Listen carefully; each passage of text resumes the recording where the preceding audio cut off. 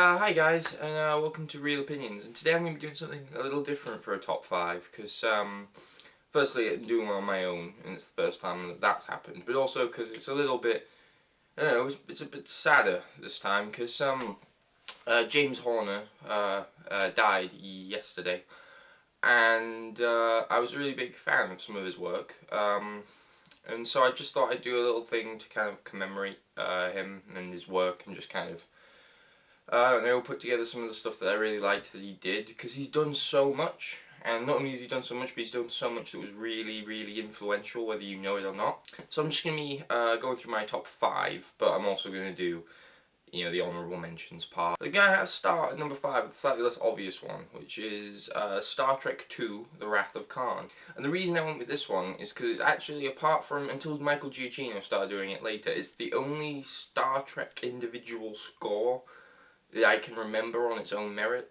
Like, usually you think Star Trek, you think of the big theme, and that's all you know. And then when you get to the Giacchino stuff, he mixes it up quite a lot.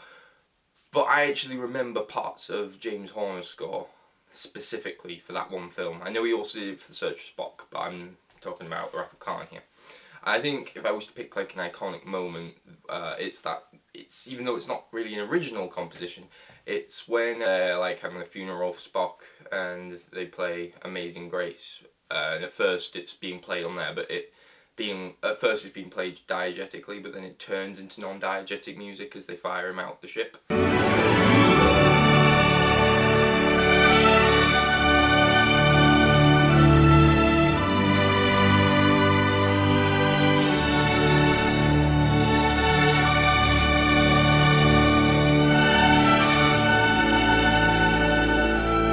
And it's really, really beautiful and really, really emotional, and it's one of those cues that really sticks in your mind a long time after you've seen it, and that's why it's a moment that was able to be parodied on Family Guy and things like that, because it's so iconic, and I think that is in no small part at all thanks to what James Horner did with the music there.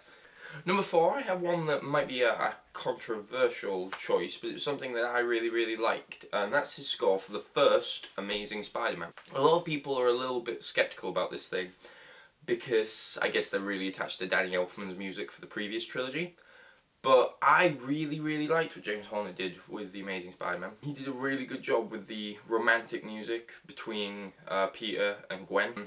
Because I guess if you were thinking what distinguishes The Amazing Spider-Man from the other ones is that emphasis on the romance that's done quite well. And he makes really, really good use of music for them as a couple. And I was reading some stuff that he said about it, and even though in that film she lives, he said that he scored that whole film as like with a sort of tragic bent to when it was coming to their romantic music, in anticipation of the fact that she was going to die. So if you actually listen to it, it is a romantic, sweet score about two people who are first meeting, but it also is kind of tragic from the perspective that she is inevitably going to die at some point.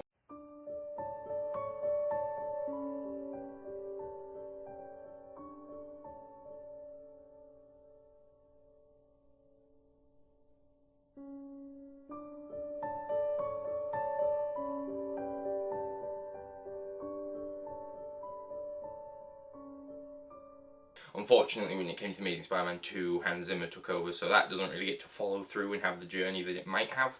But I think Amazing Spider-Man is one of his most underrated works.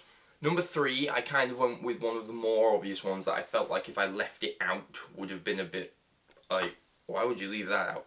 And that's Titanic. I think a lot of people can get quite like irritated by Titanic because of the song, which incidentally I think he won an Oscar for as well, because I think he worked on the song.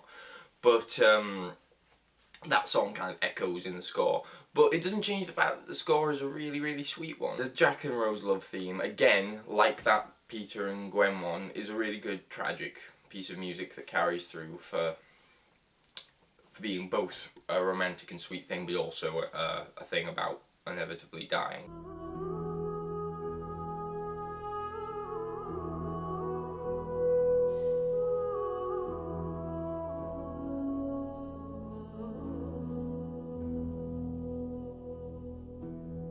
It seems to be something that he had a really good like, I guess, a knack for. He was really good at doing that. Number 2, which is one that I'm really passionate about, it's one of the reasons that I was such a big fan, and that's his score for one of my favourite films, Aliens. This was where he got his first Oscar nomination as well. But it's one of the, I think it's generally regarded and generally accepted as one of the most influential action scores of all time.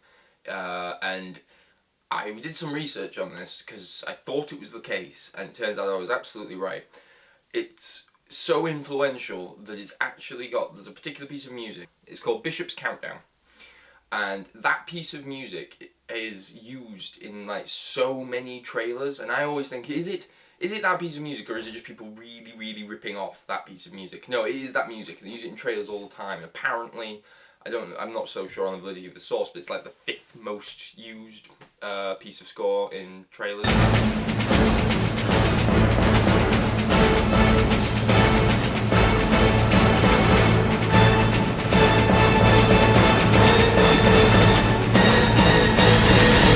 Yeah, the Alien score is just a really, really influential one that you can hear a lot in other films, particularly video games.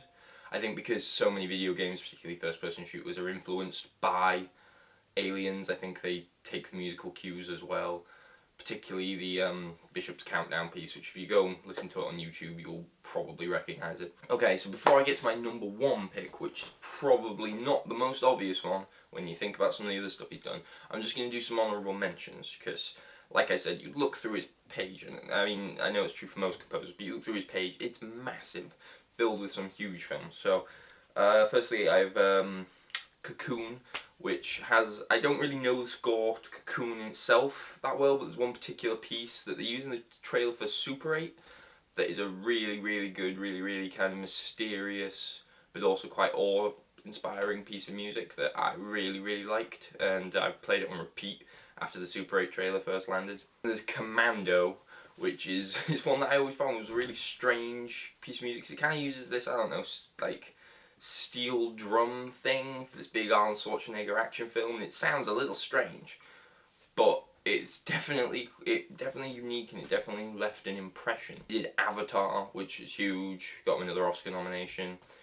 The reason I didn't put that one in there is because it sounds a little similar to Titanic at places, so I wanted to kind of diversify this list a bit. So, and my number 1, which is The Land Before Time, which I know some people might be a bit like, really? Considering some of the great stuff that this guy did. But The Land Before Time, I'm taking this list to be very personal. This is my list, not necessarily the definitive ranking of the greatest James Horner's tracks. This is my favourite. And The Land Before Time one just has a really, really kind of personal resonance with me. I don't know, I used to love the film as a kid, like a lot. And then one day I just kind of put the soundtrack of it on. I can't remember what motivated me to do it, but it like hit me with so much kind of nostalgia. It was a really like weird experience, and it's just a really, really good animated score, and for some reason it really has stuck with me.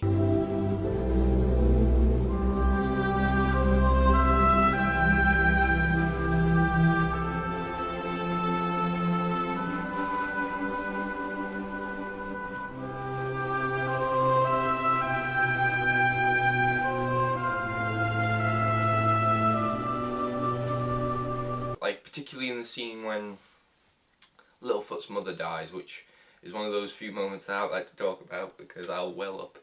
I don't get that kind of emotional, but that scene for some reason has some kind of thing with me, and that is definitely something to do with James Horner's music, because I can listen to that music on its own, and I know it's to do with the connotations and the things that it's reminding me of, but it really, really does affect me, that piece. Yeah, so I'm really kind of saddened to hear about James Horner's death, because I always kind of look forward to things he would do. Apparently he's done it for Southpaw, so I don't know if that's his last piece that we might get to hear, but I don't know.